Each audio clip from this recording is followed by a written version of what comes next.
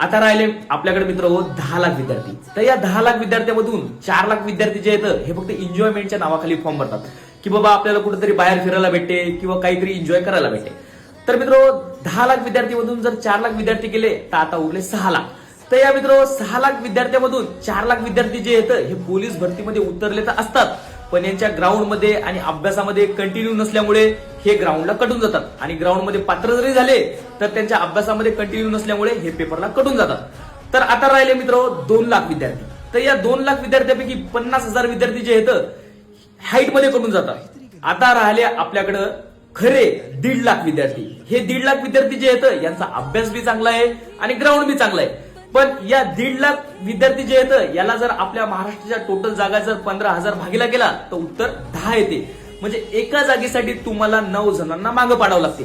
पण हे 9 जण कसे आहेत, यांचा अभ्यास बी चांगला आहे आणि ग्राउंड बी चांगलं आहे। पण याच्यामध्ये लागणार कोण आहे, ज्याचं ग्राउंड ज्यानं थोडंफार बाकीच्या पेक्षा वेगळं केलेलं आहे किंवा अभ्यासामध्ये काहीतरी टेक्निक वापरलेलं आहे किंवा त्याचं थोडंफार लक्ष सुद्धा चांगलं आहे, तेच मुलं लागणार आहेत, बरोबर आहे। तर मित्र वास्तविकता पोलीस भरतीला कॉम्पिटिशन किती आहे हे तुम्हाला कळलेच असेल। तर कसं असतं मित्र, दिवसेंदिवस पोलीस भरतीला कॉम्पिटिशन वाढतच चाललेली आहे, पण असंही नाही की कॉम्पिटिशन वाढत चाललेली आहे म्हणजे तुम्ही लागणारच ना, कारण की कोणी ना कोणी तर लागलेलंच आहे ना। तर मित्र आता जरी तुम्ही शून्य असेल पण तुमच्या अभ्यासामध्ये आणि ग्राउंड मध्ये जर कंटिन्युटी असली तर तुम्ही आता सुद्धा पोलीस लागू शकता, ठीक आहे मित्र।